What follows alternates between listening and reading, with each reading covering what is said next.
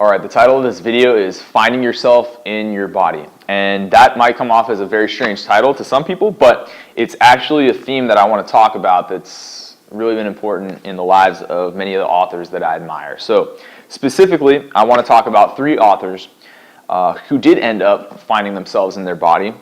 And what I mean by that is these three authors, after having dramatic life-changing events, in their case injuries that incapacitated them and left them unable to move, by exploring in detail the inner workings of their body, they were actually able to find out quite a bit about themselves, life in general, and extract quite a few important life lessons that they then successfully applied to, in their cases, three extremely successful careers. So the first one is Bob Cooley, who wrote The Genius of Flexibility.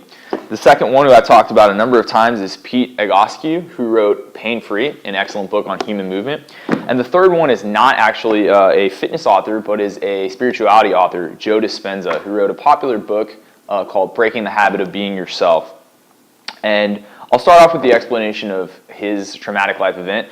Joe was a successful chiropractor who actually got in a severe motorcycle accident and was incapacitated.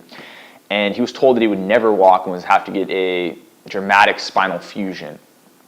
Because of an intuition and a number of events, he decided not to get that spinal fusion and actually worked himself into having full motion through a series of exercises that he developed on his own and completely rehabilitated his own body against the belief of any of the physicians and the many experts that he visited when he got in this severe motorcycle accident.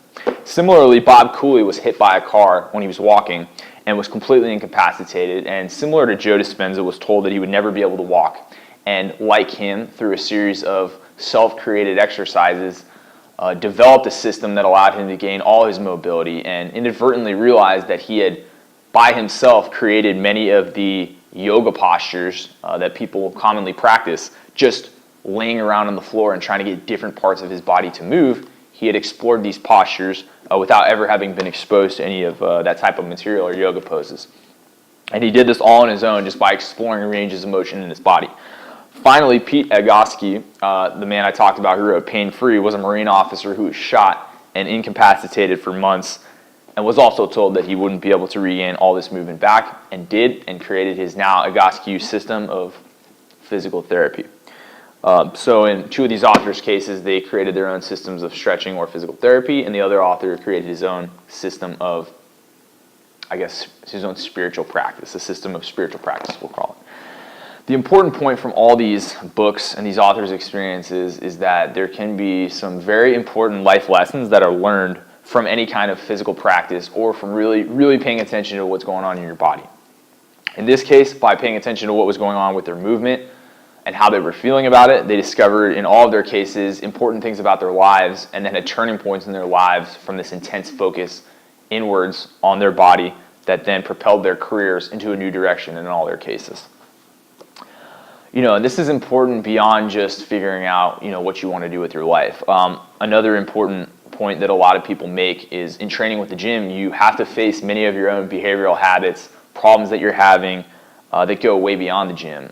Some authors even go as far, I know Jamie Lewis, the famous powerlifter, and Mark Ripito, the famous strength coach, go as far as to say, the squat and your ability to perform it or work at anything that's difficult goes a long way towards showing you, a measure of what your character is like. And while that may be a slight exaggeration, it's not too far off the mark in terms of how you deal with setbacks in the gym or with your physique or with your diet largely dictate the way that you deal with setbacks or anything else in your life. A common problem is people who are repeatedly having issues with staying on a diet or repeatedly having issues with staying on a program, any kind of physical transformation program. Generally, it has to do with behaviors that they're experiencing in other settings in their life. Whether that's not being able to stick to something just because of a resistance or wanting to stick to something, or doing self-sabotaging behaviors like missing workouts or doing things that are going to ruin their diet for weeks on end. These type of behavioral cues are things that have effects far outside the gym. So it's a point that many authors have made that what you do in the gym, what happens with your body, can be an indication of what's going on in your life in general, and you can then extract lessons from that and take them, anywhere else that you want in your life.